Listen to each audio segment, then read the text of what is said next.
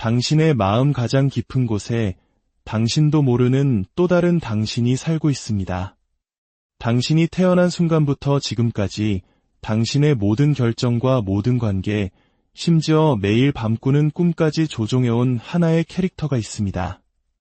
어쩌면 당신은 아직 그 캐릭터의 이름조차 모르고 있을지 모릅니다. 이것은 신비주의나 흔한 별자리 운세 이야기가 아닙니다. 이것은 심리학계의 가장 위대한 지성 중 한 명으로 꼽히는 칼 융이 제시한 인간 정신의 가장 심오한 비밀을 푸는 열쇠, 바로 12가지 원형에 대한 이야기입니다. 수많은 예술가와 지도자들, 그리고 평범한 사람들이 이 원형이라는 틀을 통해 비로소 자신이 왜 늘 같은 자리를 맴도는지, 어떻게 해야 진정으로 나다운 삶을 살 수 있는지 깨닫게 되었습니다. 오늘 이야기가 끝날 때까지 저와 함께해 주십시오. 당신의 핵심 원형을 발견하는 순간 수십 년의 시행착오 끝에야 얻을 수 있는 놀라운 명료함으로 당신의 삶을 바라보게 될 것입니다.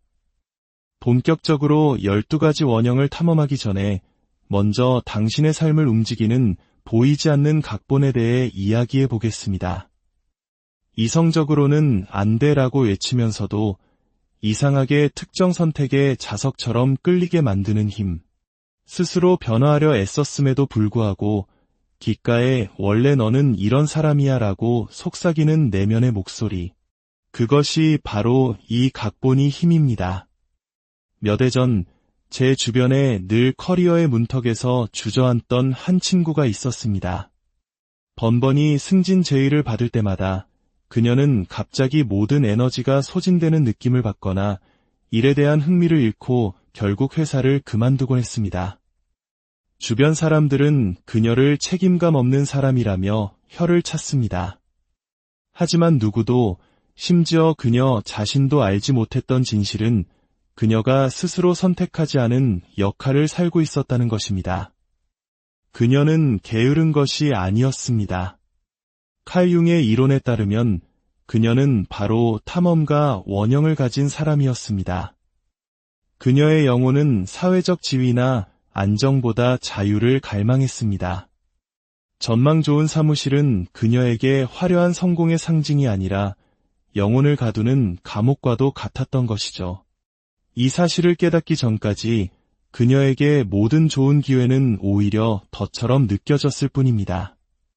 우리는 흔히 인생의 목적이란 목표를 세우고 열심히 노력해서 성공이라는 직선 코스를 따라 달리면 찾을 수 있는 것이라고 배워왔습니다. 하지만 간절히 원하던 목표를 이루고도 마음 한편이 텅 빈 듯한 공허함을 느껴본 적이 있다면 그것이 전부가 아님을 이미 알고 계실 겁니다. 진정한 삶의 목적은 세상이 정해놓은 성공의 틀에 억지로 자신을 끼워 맞추는 것이 아닙니다. 그것은 바로 당신이 아주 오래전부터 지니고 있던 당신만의 원형 에너지를 발견하고 그 힘을 올바르게 사용하는 것입니다. 일단 그 이름이 무엇인지 알게 되면 더 이상 그 힘이 어둠 속에서 당신을 휘두르도록 내버려 두지 않고 당신이 직접 그 힘의 방향을 이끌어갈 수 있게 됩니다. 당신은 태어나는 순간부터 하나의 역할을 부여받았습니다.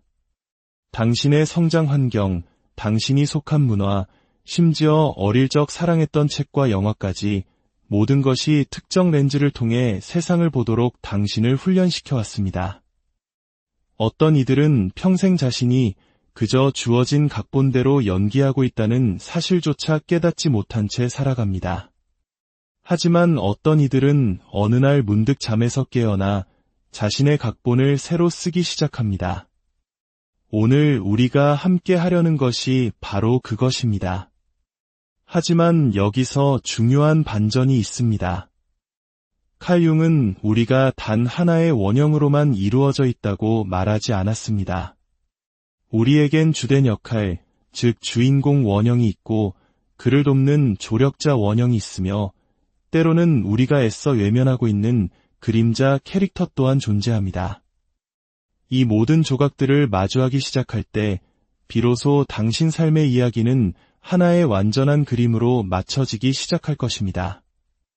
이제부터 저는 여러분께 12가지 원형을 소개해 드리겠습니다. 하지만 자기계발서에 나오는 것처럼 이상적이고 아름다운 모습만 보여드리지는 않을 것입니다. 모든 원형에는 고귀한 빛의 모습과 함께 두려움과 이기심에 사로잡혔을 때 드러나는 어두운 그림자의 모습이 존재하기 때문입니다. 그 빛과 그림자를 모두 이해할 때 우리는 비로소 진정한 자신을 마주할 수 있습니다. 칼 융이 말한 원형은 선한 사람과 악한 사람을 구분하는 잣대가 아닙니다. 그것은 인간 내면에 깊숙이 자리한 원초적인 에너지의 흐름입니다. 모든 원형은 생명을 불어넣는 잠재력인 빛의 측면과 삶의 목적을 파괴적인 것으로 뒤바꿀 수 있는 그림자의 측면을 동시에 가지고 있습니다. 첫 번째 원형, 순수주의자입니다. 이들의 빛은 삶이 얼마나 아름다울 수 있는지에 대한 순수한 비전을 지키는 것입니다. 어린아이와 같은 경이로움, 신뢰, 그리고 기쁨으로 세상을 바라보며 다른 사람들에게 일상의 소박한 아름다움을 일깨워줍니다. 진심으로 평화를 믿는 활동가나 조건 없는 사랑을 전파하는 영적 지도자, 희망을 주기 위해 순수한 창작 활동을 하는 예술가들이 바로 이들입니다. 순수주의자의 가장 큰 선물은 다른 이들이 냉소만을 보는 곳에서 선함을 발견하는 능력입니다.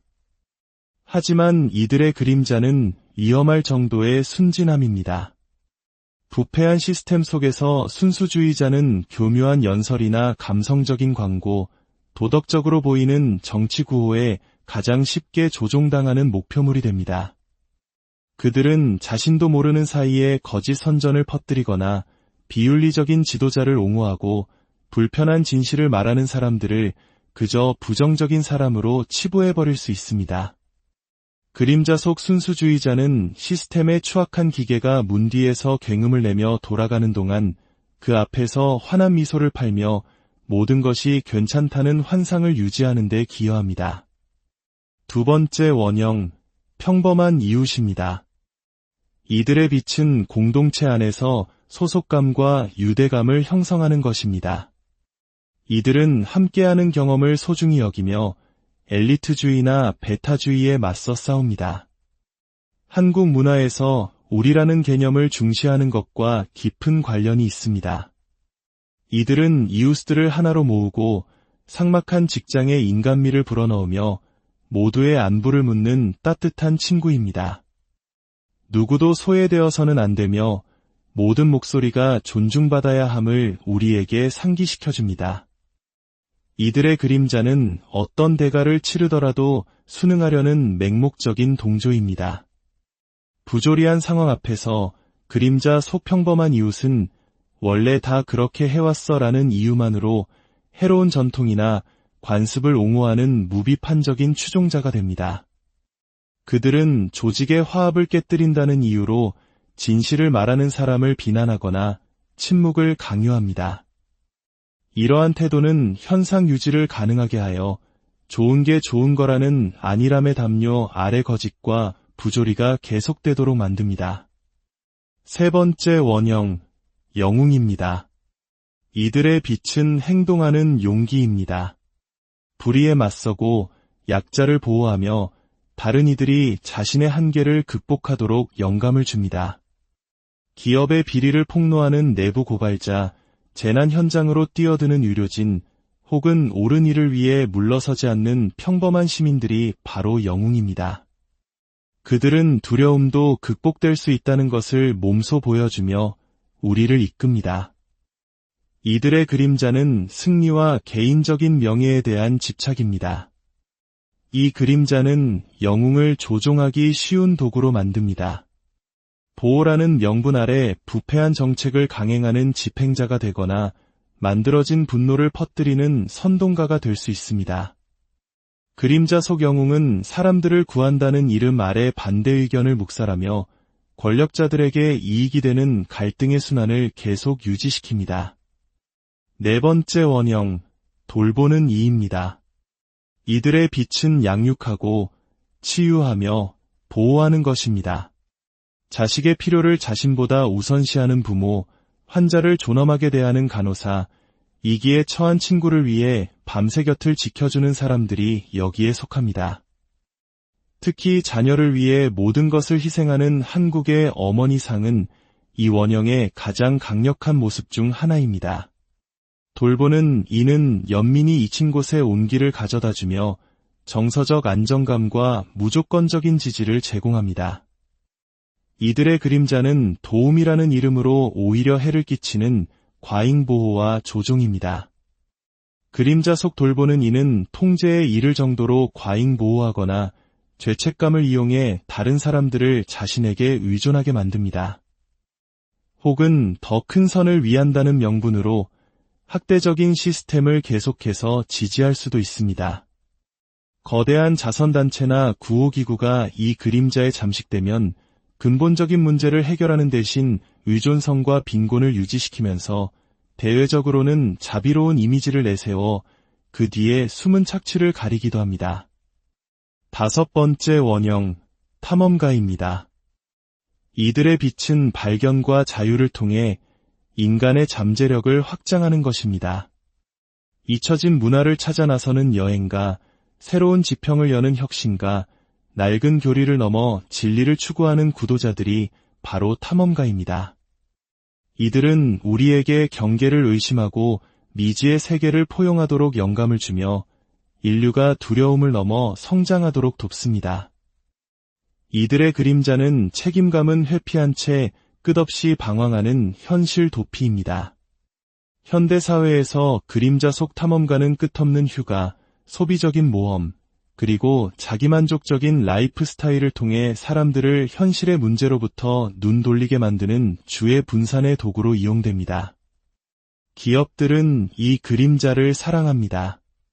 반항심마저 상품으로 만들어 사람들이 자신을 둘러싼 시스템에 의문을 제기하는 대신 나 자신을 찾는 일에만 몰두하게 만들기 때문입니다. 6번째 원형, 반항아입니다. 이들의 빛은 낡고 억압적인 것을 해체하는 것입니다. 반항아는 단순히 불평하는 데 그치지 않고 도전하고 파괴하며 새로운 시스템을 위한 길을 닦습니다. 한국의 민주화 운동처럼 역사의 중요한 변곡점에는 언제나 이들의 용기가 있었습니다. 이들은 정치적 부패를 폭로하는 활동가, 진실을 알리기 위해 자신의 안전을 무릅쓰는 내부 고발자, 지구를 해치는 산업을 무너뜨리려는 혁신가입니다. 그들은 자유, 정의, 그리고 급진적인 변화를 상징합니다. 이들의 그림자는 비전 없는 파괴입니다. 그림자 속 반항아는 진정한 해방이 아닌 혼돈, 복수심 또는 이기심에 이끌릴 수 있습니다. 현대사회에서 이 에너지는 종종 권력 구조에 의해 조종되어 통제된 반대 세력을 만드는 데 이용됩니다. 겉보기에는 혁명적으로 보이지만 결국 사람들을 기존 시스템 안으로 다시 끌어들이는 함정이 되는 것입니다. 또한 그림자 속 반항아는 제대로 작동하는 것까지 무너뜨려 그 자리에 더 큰 부패가 들어설 권력의 공백을 만들기도 합니다. 7번째 원형, 연인입니다. 이들의 빛은 깊이 교감하고 아름다움을 찬미하며 사랑을 통해 조화를 이루는 것입니다. 친밀감을 소중히 가꾸는 낭만주의자, 인간의 마음을 표현하는 예술가, 낯선 사람들 사이에 공감대를 형성하는 공동체 지도자가 바로 연인입니다. 그들의 선물은 정서적 연결의 힘을 통해 사람들을 하나로 묶는 능력입니다. 이들의 그림자는 집착이 조종으로 변질되는 것입니다. 그림자 속 연인은 허영심, 소비주의, 그리고 어떤 대가를 치르더라도 쾌락을 추구하는 유혹에 빠지기 쉽습니다. 부패한 시스템에서 연인의 에너지는 광고, 선정적인 산업, 그리고 감정을 무기 삼아 여론을 조작하는 정치 선전에 의해 착취당합니다. 외모와 매력에 대한 집착은 대중을 현실 문제에 둔감하고 순종적이며 끝없이 소비하게 만듭니다. 그 모든 것을 사랑을 추구하는 행위라고 착각하게 만들면서 말이죠. 8번째 원형, 창조자입니다. 이들의 빛은 상상 속 비전을 현실로 가져오는 것입니다. 이전에는 존재하지 않았던 것을 상상하고 만들어냅니다. 발명가, 영화감독, 디자이너, 그리고 문화를 재창조하는 작가들이 바로 창조자입니다. 그들은 마음 깊은 곳에서부터 혁신을 일으키며 인류의 삶을 풍요롭게 하는 아름다움, 기능성, 그리고 의미를 창조합니다. 이들의 그림자는 잘못된 주인을 섬기는 예술성입니다. 그림자 속 창조자는 이익을 위해 자신의 비전을 타협하거나 아무것도 완성하지 못하는 완벽주의에 빠지거나 혹은 인류에게 해가 되는 도구를 만들어낼 수 있습니다. 오늘날 창의적인 재능은 종종 중독성 강한 앱, 조작적인 알고리즘, 혹은 사람들의 의식을 깨우기보다 마비시키도록 설계된 오락거리를 만드는 기업에 의해 포획됩니다. 창조자의 에너지가 부패하면 그것은 대중의 주의를 분산시키고 선전을 퍼뜨리며 문화를 조작하는 거대한 기계가 되어버립니다. 9번째 원형, 광대입니다. 이들의 빛은 무거운 마음에 기쁨을 주고 삶을 너무 심각하게 받아들이지 않도록 상기시키는 것입니다. 광대는 유머를 통해 상처를 치유하고 생각을 자극하며 미선을 폭로하는 코미디언, 엔터테이너, 그리고 사회 풍자가입니다. 그들은 긴장을 풀어주고 웃음을 통해 사람들을 하나로 묶습니다. 이들의 그림자는 연민 없는 조롱입니다. 그림자 속 광대는 끝없는 오락거리, 즉 디지털 시대의 빵과 서커스를 통해 대중의 시선을 진짜 문제로부터 돌려놓습니다. 그들은 진실을 말하는 사람들을 비웃고 잔인함을 정당화하며 불의를 하찮은 것으로 만들어 버릴 수 있습니다. 부패한 시스템에서 그림자 속 광대는 정치 토론을 심야 코미디쇼의 한 장면으로 전락시키는 무기가 됩니다. 모든 것을 농담처럼 만들어 결국 아무것도 바뀌지 않게 하는 것입니다. 10번째 원형, 현자입니다. 이들의 빛은 진리를 추구하고 공유하는 것입니다. 과거 옳고든 신념으로 학문을 탐구하던 조선시대의 선비 정신과도 맞닿아 있습니다. 현자는 철학자, 과학자, 역사학자, 그리고 영적 스승으로서 현실을 이해하고 다른 이들을 지혜로 이끌기 위해 평생을 바칩니다. 그들은 비판적 사고, 자기인식, 그리고 지식에 대한 존중을 고취시킵니다. 이들의 그림자는 도덕성 없는 지식입니다. 그림자 속 현자는 정보를 독점하고 데이터를 조작하며 명확히 설명하는 대신 오히려 혼란스럽게 만드는 방식으로 복잡성을 제시합니다. 현대사회에서 이 그림자는 부패한 학계, 기업의 이익을 대변하는 싱크탱크, 그리고 정치적 또는 경제적 이익을 위해 진실을 왜곡하는 미디어 전문가들에게서 발견됩니다. 이 원형의 그림자는 대중이 무엇이 진실인지 더 이상 알 수 없게 만들어 무기력하고 행동 불능 상태에 빠지게 합니다. 11번째 원형, 마법사입니다. 이들의 빛은 바로 변혁입니다. 지식, 창의성, 그리고 의도를 실질적인 변화로 이끌어냅니다.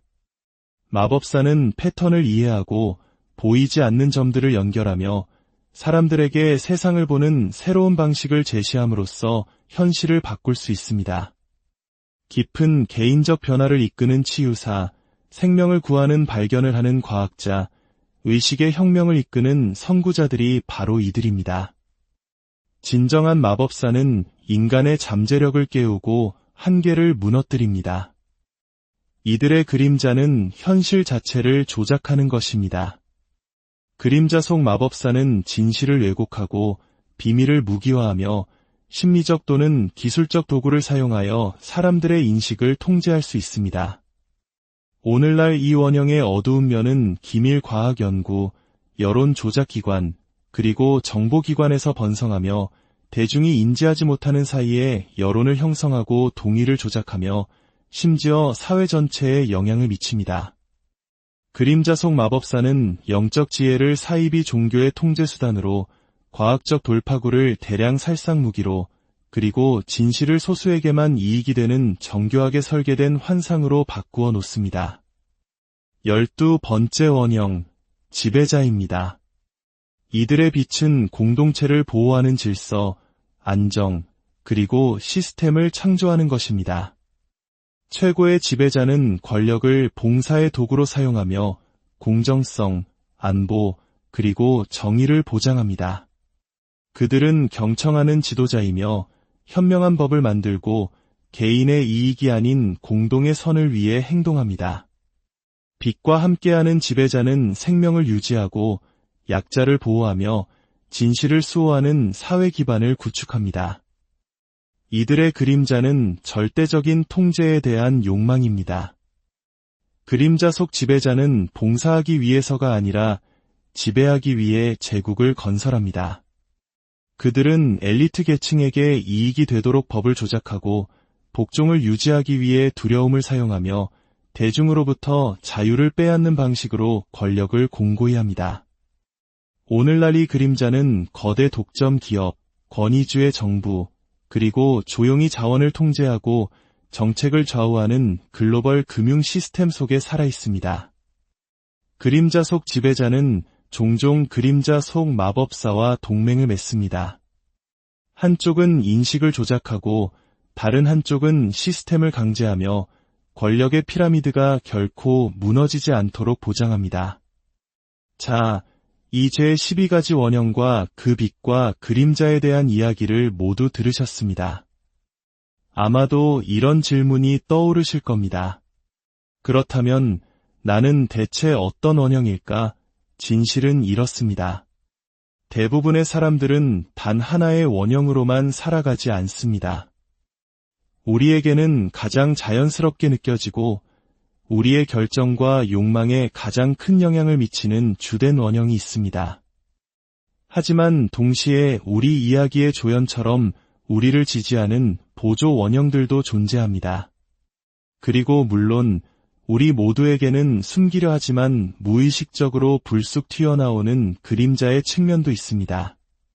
스스로에게 질문을 던져보십시오. 내 인생 전반에 걸쳐 나를 따라다닌 에너지는 무엇이었는가? 어린 시절 나는 자연스럽게 어떤 역할을 맡았는가? 모두를 챙기던 돌보는 아이였나? 호기심 많던 탐험가였나? 분위기를 띄우던 광대였나? 아니면 몽상가였나? 어떤 종류의 사람이나 이야기가 당신의 가슴을 뛰게 합니까? 영웅의 여정, 현자의 지혜, 혹은 아웃사이더 바나나의 이야기인가요? 당신의 원형은 당신이 되고 싶은 모습이 아니라 당신이 그럴 수밖에 없는 본성에 가깝습니다. 그것은 당신이 태어난 첫날부터 연기해온 각본입니다. 예를 들어 안정보다 자유가 당신을 더 강하게 부른다면 당신은 탐험가일 가능성이 높습니다. 사랑과 친밀감이 당신의 선택을 이끈다면 연인일 수 있습니다. 편안함보다 진실이 더 중요하게 느껴진다면 현자일 것이고, 책임감과 구조 속에서 안정감을 느낀다면 지배자일 것입니다. 당신이 무엇을 하는지 뿐만 아니라 무엇이 당신에게 동기를 부여하는지 그 패턴을 주목하십시오. 그것이 바로 당신의 원형이 당신에게 말을 거는 방식입니다. 당신이 유독 저항감을 느끼거나 싫어하는 원형에 주목하십시오. 바로 그곳에 당신의 그림자가 숨어 있을 가능성이 높습니다. 예를 들어, 지배자 유형을 경멸하는 사람은 내면에 있는 자신의 권력에 대한 두려움을 마주하고 싶지 않은 것일 수 있습니다. 광대를 비웃는 사람은 자신의 내면에 있는 유희와 즐거움을 두려워하는 것일 수 있습니다. 그림자는 우리가 밀어내는 원형이지만 인정하지 않을 때 우리에게 가장 큰 영향을 미칩니다. 당신의 원형을 이해하는 것은 스스로에게 꼬리표를 붙이는 작업이 아닙니다. 그것은 당신 삶의 이야기의 저자로서의 권리를 되찾는 과정입니다. 당신이 어떤 역할을 살고 있는지, 어떤 그림자가 당신의 줄을 당기고 있는지 알게 될 때 당신은 비로소 의식적으로 당신의 목적을 향해 나아갈 수 있습니다. 그때 당신은 더 이상 남이 써준 각본에 갇힌 배우가 아니라 당신 자신의 삶이라는 위대한 이야기의 작가가 되기 시작할 것입니다. 오늘의 이야기가 당신의 내면을 비추는 거울이 되었다면 구독과 좋아요로 저희의 여정에 함께해 주세요. 당신의 작은 관심은 저희가 더 깊은 지혜의 샘을 탐험하는 데 큰 힘이 됩니다. 그리고 이 지혜의 빛이 필요한 당신의 소중한 사람에게 이 영상을 공유해 주세요. 한 사람의 깨달음이 다른 사람에게 영감을 주고 그렇게 우리가 함께 우리 자신의 이야기, 나아가 인류의 이야기를 더 나은 방향으로 바꾸어 나갈 수 있을 것입니다.